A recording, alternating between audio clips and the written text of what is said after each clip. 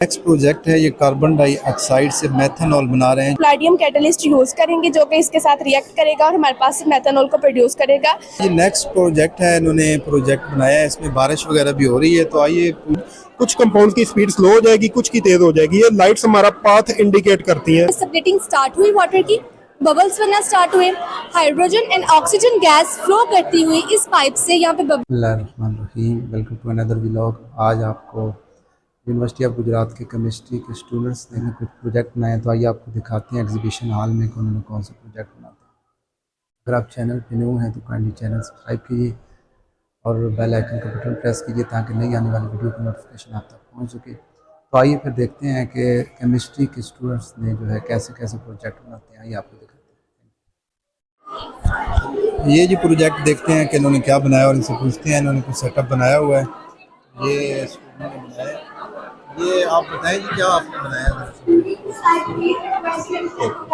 Firstly हमने setup लगाया electrolysis का। इलेक्ट्रोलिसिस क्या होती है? इलेक्ट्रिसिटी की मदद से किसी भी कंपाउंड का अपने कंपोनेंट्स में ब्रेक डाउन हो जाना। तो हमने वाटर को जब हम डीसी करंट अप्लाई करते हैं, डीसी वोल्टेज अप्लाई करते हैं, तो वाटर अपने कॉन्स्टिट्यूएंट हाइड्रोजन और ऑक्सीजन गैस में रिस्पेक्टिव इलेक्ट्रोड्स पे ब्रेक डाउन होकर गैसियस फॉर्म में कन्वर्ट हो जाता है। हाइड्रोजन को हम एज ए फ्यूल यूज कर सकते हैं, ऑक्सीजन को हम रेस्पिरेशन के लिए सबमरीज में और स्पेस स्टेशन में यूज करते हैं। अब इलेक्ट्रोलिसिस की डिफरेंट टाइप्स ऑफ एप्लीकेशन होती है। सबसे मेजर एप्लीकेशन है इलेक्ट्रोप्लेटिंग। अब इलेक्ट्रोप्लेटिंग डिफरेंट मेटल्स हम कर सकते हैं, निकल, कॉपर, जिंक वगैरह, सिल्वर की। अब हमने दो सेट लगाए, एक कॉपर की इलेक्ट्रोप्लेटिंग है और यहाँ पे निकल की इलेक्ट्रोप्लेटिंग है। जिस चीज़ का हमने इलेक्ट्रोप्लेटिंग करनी होती है उसको हम एनोड बनाते हैं, जिस पे करनी उसका हम कैथोड पे अटैच कर देते हैं। अब कॉपर के लिए हमने कॉपर के एनोड बनाया हुआ है, तो इस पे हमने कैथोड, ये हमने जस्ट वाशर अटैच किया है। आप देख सकते हैं इसका कलर सिमिलर ये सिल्वर का कलर था, लेकिन इस पर आप देख सकते हैं ये कॉपर की, इसकी जस्ट कॉपर की तरह हो गया इसकी। अब ये निकल की इलेक्ट्रोप्लेटिंग है, निकल का एनोड बनाएंगे और उसके जिसमें हम निकलनी उसका कैथोड बना लेंगे। अब ये वो चीज़ें हैं जो इस टैंक में फिट आ सकते हैं। हमने निकल और कॉपर की इलेक्ट्रोप्लेटिंग की एग्जांपल दी हुई है, वो चीज़ें हैं सर। अब जहाँ पे हमने सर यूज़ किया था इलेक्ट्रिकल को केमिकल में, इस एनर्जी इलेक्ट्रिकल केमिकल, वहाँ पे हमने दोबारा केमिकल्स को इलेक्ट्रिकल एनर्जी में कन्वर्ट किया। तो उसके चेक करते 1.1 वोल्टेज जनरेट हो रहा है यहाँ पे। इससे सर डिफरेंट सेपरेशन टेक्निक्स है, आप एक्सप्लेन करें इससे। सर ये हमारे पास फूड डाइस की सेपरेशन है थ्रू कॉलम क्रोमेटोग्राफी। इसमें हमने पहले कॉलम बनाया, सैंड उसमें ऐड किया जो कि स्टेशनरी फेज है। उसमें से हमने अपना सैंपल मिक्सचर जो डिफरेंट फूड डाइस थी वो ऐड किया, ऊपर से हम हमारा मोबाइल फेज ऐड कर रहे हैं अल्कोहल, वो जिसकी स्टेशनरी फेज के साथ इंट्रैक्शन ज़्यादा होगी जिस कलर की, वो लेट सेपरेट होगा, और जिसकी इंट्रैक्शन कम है ना तो वो मोबाइल फेज उसको साथ ही लेके सेपरेट हो रही है, ये साथ साथ सेपरेट हो रहे हैं। उसके बाद हमने ये लीफ पिगमेंट्स की सेपरेशन की है। लीफ पिगमेंट्स में हमारे पास थे chlorophyll B, chlorophyll A, carotenoids, xanthophyll. यहाँ पे हमारे पास ये सेपरेट हुए हुए हैं ऑलरेडी। That's it. ये जी एक और प्रोजेक्ट है वेस्ट वाटर ट्रीटमेंट प्लांट। तो आइए देखते हैं कि इन्होंने वेस्ट वाटर ट्रीटमेंट प्लांट का मॉडल बनाया और उनसे पूछते हैं कि ये कैसे वर्क करेगा वेस्ट वाटर ट्रीटमेंट प्लांट। हाँ जी, तो हमें बताएंगे कि आपका वेस्ट वाटर ट्रीटमेंट प्लांट कैसे वर्क करेगा? जी, सबसे पहले हमारे पास ये, मैं आपको एक बात क्लियर करना चाहूँगा क्योंकि ये बेसिक्स है, ये इंडस्ट्रियल लेवल का नहीं है, ये इंडस्ट्रियल लेवल का है, ताकि जो घरों में पानी है हम उसको रीयूज कर सकें। और ये ड्रिंकिंग वाटर नहीं है, ये सिर्फ clean water for irrigation purposes और for different sort of purposes. क्या होता है, सबसे पहले हम यहाँ पे डोमेस्टिक वेस्ट वाटर लेते हैं, ठीक है, तो उसके साथ हमने एक पंप अटैच किया, ठीक है, और जो पंप हमारा पानी को पंप कर रहा है टुवर्ड्स स्क्रीनिंग सेक्शन। होता क्या है कि स्क्रीनिंग सेक्शन में जो बड़े पत्थर हैं, जो बड़े प्लास्टिक्स हैं या मेटल्स हैं, वो इधर गॉज के ऊपर आ जाता है, और जो बाकी का हमारा पानी है वो मूव फॉरवर्ड करता है। मूव फॉरवर्ड क्यों करता है? क्योंकि पंप पीछे से फ्लो रेट को इंक्रीज कर रहा है और वो आगे मूव कर रहा है। आगे हमारे पास एरेटर, एरेटर में होती है एरेशन। एरेशन क्या होती है? एरेशन में होता ये है कि जो एरोबिक बैक्टीरिया है उसको ऑक्सीजन मिलती है, और उस ऑक्सीजन को मिलने की वजह से वो जो है ऑर्गेनिक पार्टिकुलेट की डिकम्पोजिशन करवाता है, ठीक है। उसके बाद वो आगे मूव करता है टूवर्ड्स कोआगुलेशन।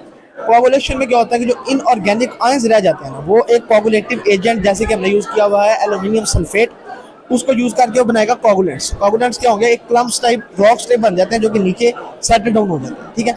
उसके बाद जो बाकी का हमारा पानी है वो मूव करता है टूवर्ड्स सेडिमेंटेशन सेक्शन। सेडिमेंटेशन में क्या होता है कि जो हमारे बाकी के जरात रह गए हैं, मतलब ऑर्गेनिक और इनऑर्गेनिक पार्टिकल्स को छोड़ के जो बाकी पार्टिकल्स हैं, उनको ये हमने इस पे कॉटन, सैंड, रॉक्स यूज किए हुए, वो उसको सोक डाउन कर लेता है, सेटल डाउन कर देता है, और जो बाकी का हमारा पानी है वो मूव करता है टुवर्ड्स लास्ट सेक्शन, जो क्या डिसइंफेक्शन। डिसइंफेक्शन में क्या होता है कि हमने इसमें क्लोरीन ऐड की हुई है, ठीक है।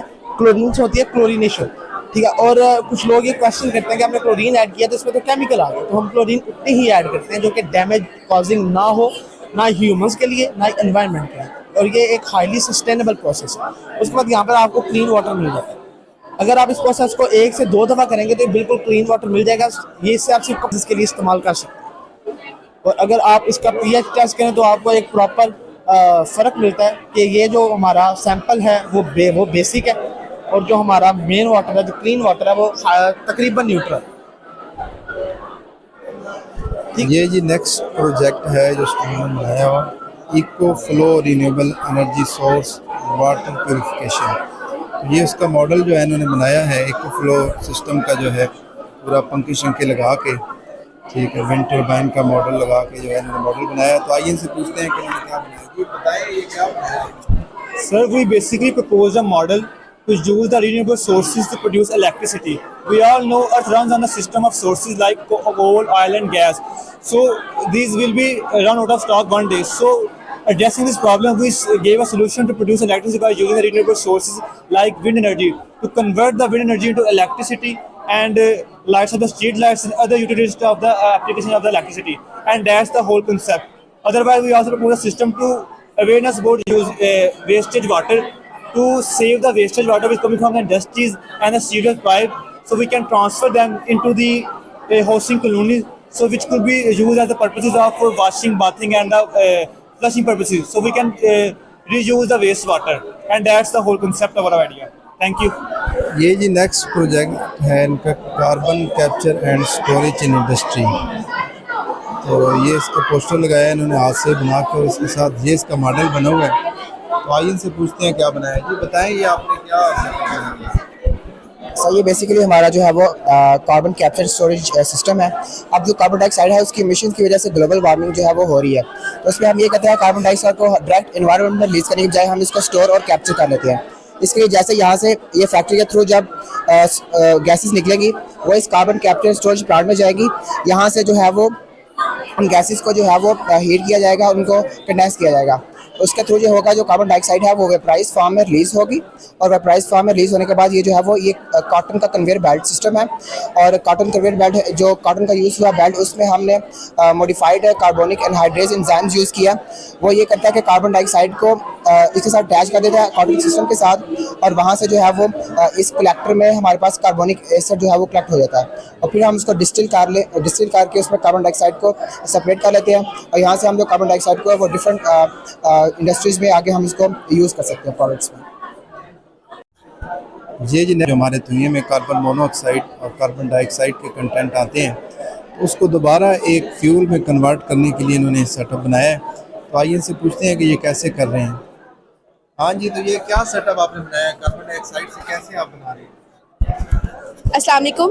हम इसमें कर रहे हैं कि जो हमारे पास एक्सेस अमाउंट में कार्बन डाइऑक्साइड अगर प्रोड्यूस हो रही है तो उसको हम कन्वर्ट कर रहे हैं फ्यूल के तौर पर। सबसे पहले ये है कि हमारे पास जो इकोसिस्टम इन्वायरमेंट में हमारे पास ट्रीज़ वगैरह वो कार्बन डाइऑक्साइड को यूज़ कर रहे हैं, तो कंज्यूम करके तो हमारे पास ऑक्सीजन प्रोड्यूस कर। लेकिन अगर हम ट्रीज़ को ही काटना स्टार्ट कर दें, हमने चिमनीज़ वगैरह लगाई हुई हैं, फैक्ट्रीज़ लगाई हुई हैं, और उसके बाद हमारे पास ये है कि जो ये कार्बन डाइऑक्साइड एक्सेस में अगर होगी है, तो अब हमने इसको क्या करना है कि लोग ये कह रहे हैं कि ज़्यादातर जो कार्बन डाइऑक्साइड है वो हमारे पास टॉक्सिक होगी, लेकिन हम इसको ना यूजफुल मेथड में यूज़ कर रहे हैं। हम ये कह रहे हैं कि इसी कार्बन डाइऑक्साइड को हम ना मेथनॉल में कन्वर्ट करेंगे। सबसे पहले ये है कि हम कार्बन डाइऑक्साइड को और भी मेथड से कैप्चर कर सकते हैं। हम ये कर सकते हैं कि उसको हम अर्थ में अंडरग्राउंड फिल कर दें, या फिर हम उसको समंदरों में लगा दें, या फिर ये है कि हम इसकी जो कार्बन डाइऑक्साइड है इसको हम इलेक्ट्रोलिसिस का प्रोसेस करवा रहे हैं, और ना फिर इसको कन्वर्ट कर रहे हैं हम मेथनॉल में। यहाँ पर क्या होगा कि ये जो हमारे पास चैम्बर है, इनमें सबसे पहले हाइड्रोजन गैस प्रोड्यूस हो रही है इलेक्ट्रोलिसिस के प्रोसेस से। फिर ये जो हाइड्रोजन गैस प्रोड्यूस हुई है ये नेक्स्ट हमारे पास रिएक्शन चैम्बर में जाएगी, और ये रिएक्शन चैम्बर में हम कैटलिस्ट जो कि हमारे पास एक फ्यूल के तौर पर यूज़ हो रहा है। इस तरह ये होगा कि हमारे पास जो पहले ही फ्यूल हमने यूज़ किया उसी से जो कार्बन डाइऑक्साइड प्रोड्यूस हुई है उसी को ही हम नेक्स्ट यूज़ करके तो दोबारा से एक नया फ्यूल बना रहे हैं। तो ये हमारे पास एक रिसाइकलिंग प्रोसेस भी हो जाता है। Thank you so much. ये जी इनका प्रोजेक्ट था ज़बरदस्त, जो कार्बन डाइऑक्साइड से मेथनॉल बना रहे हैं। ये पूछते हैं इनसे कि ये क्या बनाया, एसिड ड्रेन के हवाले से इन्होंने अपना प्रोजेक्ट जो है बनाया है। तो ये बताएंगे आपने क्या बनाया? बेसिकली ना हमने इन्वायरमेंट डिटोरेशन और उसकी कंजर्वेशन के बारे में बताया। उसमें बेसिकली हमने 2 थीम्स रखी हैं, एक ब्लैक थीम रखी है और ग्रीन थीम रखी है। ब्लैक थीम में हम बता रहे हैं कि एसिड रेन किस तरह हो रही है, और हमने ब्लू थीम में ये बताया है कि हम इन्वायरमेंट को कंजर्व कैसे कर सकते हैं। फिर हमने इसके अंदर ये डिफरेंट इंडस्ट्रीज किलर्स और हर चीज़ को दिखाया है। इसमें हमने basically green house effect, solar panels and हमने हर चीज़ यहाँ पे हैंडमेड है। हमें ये इंश्योर किया है कि हम कोई भी चीज़ प्लास्टिक की यूज़ ना करें, क्योंकि हम इन्वायरमेंट को कंजर्व कर रहे हैं। इसके अलावा हमने वाटर प्योरीफिकेशन ट्रीटमेंट प्लांट भी लगाया है। उसके अंदर ये है कि जो बारिश का पानी है वो सिर्फ ये नहीं है कि हम लोग फसलों में इस्तेमाल कर सकते हैं, हम इस तरह भी इस्तेमाल कर सकते हैं कि हम घरों के ऊपर एक कंटेनर लगा सकते हैं। हम उसके अंदर 4 लेयर्स लगाएंगे। हम सबसे पहले ऊपर वाले स्टोन लगाएंगे, देन ग्रेवर स्टोन्स लगाएंगे, देन चारकोल, देन कॉटन, और एंड पे हमारे पास प्योरीफाई होकर वाटर हमें मिल जाएगा। तो इस तरह से हमने कंजर्व करने की ट्राई किया है, और सबसे ज़्यादा इंपॉर्टेंटली यहाँ पे हमने हर चीज़ खुद बनाई है। And that's it, thank you. Thank you जी। इनका बड़ा ज़बरदस्त प्रोजेक्ट है वाटर प्योरीफिकेशन का और एसिड रेन से बचने के लिए, तो बहुत ज़बरदस्त। ये जी नेक्स्ट प्रोजेक्ट इन्होंने गैस क्रोमोग्राफी के हवाले से बनाया है, बड़ा ज़बरदस्त मॉडल इन्होंने बनाया। तो आइए इनसे पूछते हैं कि ये क्या चीज़ बनाई जी, थोड़ा सा बताएंगे कि आपने क्या बनाया? ये गैस क्रोमेटोग्राफी, मास स्पेक्ट्रोमेट्री, ये एक एनालिटिकल इंस्ट्रूमेंट है। इसके अंदर हम वोलेटाइल ऑर्गेनिक कंपाउंड्स जो कि हवा में रखने से उड़ जाते हैं उनकी सेपरेशन करते हैं, क्योंकि वो दूसरे तरीके से मुमकिन नहीं होती, यहाँ बहुत मुश्किल से होती है। तो हम ये हमारे पास ये कैरियर गैस का सिलेंडर है, ये हमारे पास सैंपल इंजेक्शन पोर्ट है। जब हमने यहाँ से मिक्सचर इंजेक्ट किया ना, तो इसके बाद नीचे टेम्परेचर हाई था, ये वेपोरेट हो गया। कैरियर गैस ने इसे कैरी किया और ये पाइप्स के अंदर मूव किया। पाइप्स के अंदर हमारी स्टेशनरी फेज है, जिसके साथ इंटरेक्शन की वजह से इस मिक्सचर के अंदर मौजूद कि गैस कहाँ कहाँ से ट्रैवल करके कहाँ कहाँ जाती है। जो कंपाउंड तेज होगा वो पहले इस तरफ आएगा और आयोनाइज हो जाएगा। आयोनाइज होने के बाद वो हमारे क्वाड्रोपोल के अंदर जाएगा। क्वाड्रोपोल के अंदर जाने के लिए हम आयोनाइज करते हैं, क्योंकि क्वाड्रोपोल हमारा ऑपरेट करता है वोल्टेज के ऊपर, और वोल्टेज न्यूट्रल स्पीशी को डील नहीं करता, उसको कोई इफेक्ट नहीं करता। वोल्टेज जिसको हम एसी और डीसी वोल्टेज दोनों अप्लाई करते हैं, 2 रॉड्स को एसी और 2 रॉड्स को डीसी, ये उनको सेपरेट करता है। आगे हमारा डिटेक्टर में आता है, डिटेक्टर सिग्नल भेजता है हमारे इस सिस्टम को, और सिस्टम जो है वो हमें बताता है पीक्स की मदद से कि कौन सा कंपाउंड या कौन से आयंस जो है हमारे पास मौजूद है। बेसिकली वो आयंस को डिटेक्ट करता है जो हमने यहाँ पे आयंस बनाए होते हैं। तो इसमें इनोवेशन ये नहीं है, इनोवेशन ये है जो इसकी एप्लीकेशंस हैं। एप्लीकेशंस जो है ये लेमैन को नहीं पता इसकी एप्लीकेशंस। इसकी फॉरेंसिक के अंदर बहुत एप्लीकेशन है, फूड के अंदर एप्लीकेशन है। मसलन जो अरोमा होता है किसी फूड का, जो जो उसकी खुशबू और टेस्ट होती है वो वोलेटाइल ऑर्गेनिक कंपाउंड्स की वजह से होती है। इसकी मदद से हम वोलेटाइल ऑर्गेनिक कंपाउंड डिटेक्ट कर सकते हैं। अगर हम टेस्टी फूड्स के वोलेटाइल ऑर्गेनिक कंपाउंड डिटेक्ट कर लें तो हमें पता चल जाएगा कि कौन से कंपाउंड जो है वो टेस्ट को बेहतर करते हैं। और अगर हम खराब फूड्स के चेक कर लें तो हमें पता चल जाएगा कि कौन से ऑर्गेनिक कंपाउंड फूड के खराब होने का बायस बनते हैं। तो इस तरह हम फूड को प्रोटेक्ट भी कर सकते हैं और फूड को डिलीशियस भी बना सकते हैं। तो that is all about my topic of presentation.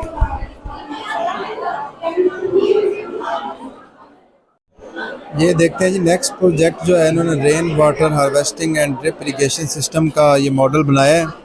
तो आइए स्टूडेंट से पूछते हैं कि इन्होंने क्या बनाया है। जी थोड़ा सा हमें बताएंगे कि आपने क्या ये सिस्टम बनाया? अस्सलाम वालेकुम। ये हमारा बेसिकली हमारे जो टॉपिक है मॉडल का वो ये है rain water harvesting and drip irrigation system. तो ये हमने जो है रेन वाटर को कंजर्व करके यूटिलाइज़ करने का, उसको डिफरेंट फील्ड में यूटिलाइज़ करने का जो है ये हमारा प्रोसेस है।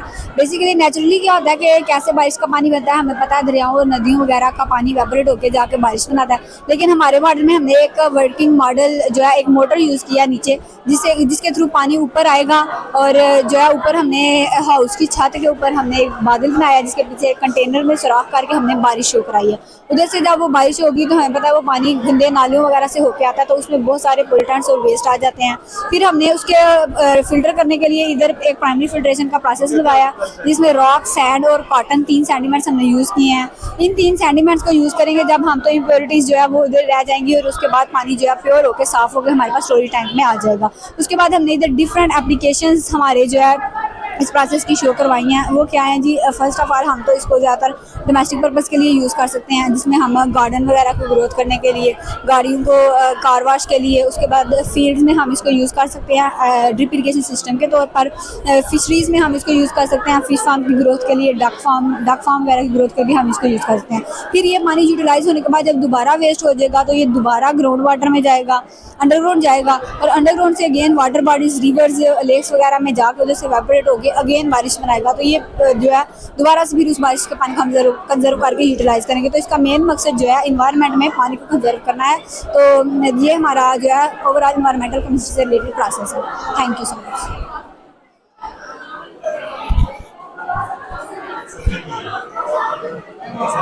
नेक्स्ट प्रोजेक्ट इलेक्ट्रोलाइसिस का, यानी पानी से जो हाइड्रोजन और ऑक्सीजन को अलग करने का जो प्रोसीजर होता है, ये इन्होंने बनाया है। तो आइए इनसे पूछते हैं कि ये क्या सेटअप इन्होंने बनाया है। ये आप बताएंगे हमें कि क्या सेटअप? सर बेसिकली हम हाइड्रोजन गैस जनरेट करवा रहे हैं थ्रू इलेक्ट्रोलिसिस ऑफ वाटर।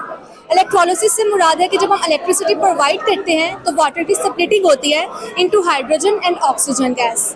हमने स्पेसिफिक वोल्टेज प्रोवाइड किया 12 वोल्ट, जिसके नतीजे में क्या हुआ कि आप पिलर में आ गए।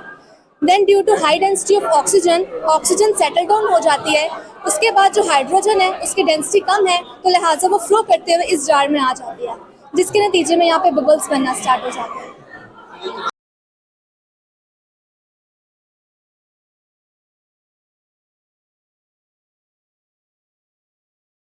ये अभी चला के जो है दिखाते हैं। इन्होंने बैटरी के साथ डीसी करंट के साथ कनेक्ट किया है, तो यहाँ पानी में से हाइड्रोजन और ऑक्सीजन जो है अलग होना शुरू हो गई है और इसके बबल जो है आगे ट्रांसफ़र होकर यहाँ पर पहुँच रहे हैं। तो ये जो है इलेक्ट्रोलाइसिस का सेटअप है, स्टूडेंट बनाया तो बहुत ज़बरदस्त है। ये जी एक नेक्स्ट प्रोजेक्ट है जिसमें थर्मल पावर एनर्जी के लिए जो प्लांट होता है, कोयले से बिजली बनती है, उसका वो सेटअप बताएं। तो आइए इनसे पूछते हैं कि ये सेटअप कैसे बनाया। तो ये थोड़ा सा बताएंगे आपने क्या बनाया? ये बेसिकली हम लोग जो है इलेक्ट्रिसिटी जनरेट कर रहे हैं कोल के थ्रू। जब कोल माइन से कोल लेके आते हैं तो उसको कन्वेयर बेल्ट के थ्रू हम लोग फर्नेस में फिर लेके जाते हैं। फर्नेस में लेके जाने तक सिर्फ एक स्टेप होता है कि हम इसको पोलराइज करते हैं। उसका ये मतलब है कि हम इसको ग्राउंड पार्टिकल्स में कन्वर्ट करते हैं। फिर कंबस्शन का प्रोसेस होता है। कंबस्शन के प्रोसेस के बाद स्टीम जनरेट होती है जो कि टरबाइन को रन करती है। जब बेसिकली टरबाइन हमारे पास रन होगी तो हमारे पास जो है वो जनरेटर चलेगा। जनरेटर चलने से फिर हमारे पास जो है वो हमारे पास ट्रांसमिशन लाइन होगी और इलेक्ट्रिसिटी ट्रांसमिशन लाइंस के थ्रू जो है वो पहुंचाई जाती है दूसरी जगहों तक। और ये जो आप देख रहे हैं ये वाटर डिस्टिलेशन का सेटअप है। इसमें पानी को गर्म किया जाता है, भाप बनती है और फिर उस भाप को जो है वो ठंडा किया जाता है हीट एक्सचेंजर के ज़रिए। तो फिर दोबारा उससे जो पानी बनता है वो डिस्टिल्ड वाटर है। तो ये डिस्टिल्ड वाटर का छोटा सा सेटअप इन्होंने बनाया है। Thank you for watching my videos.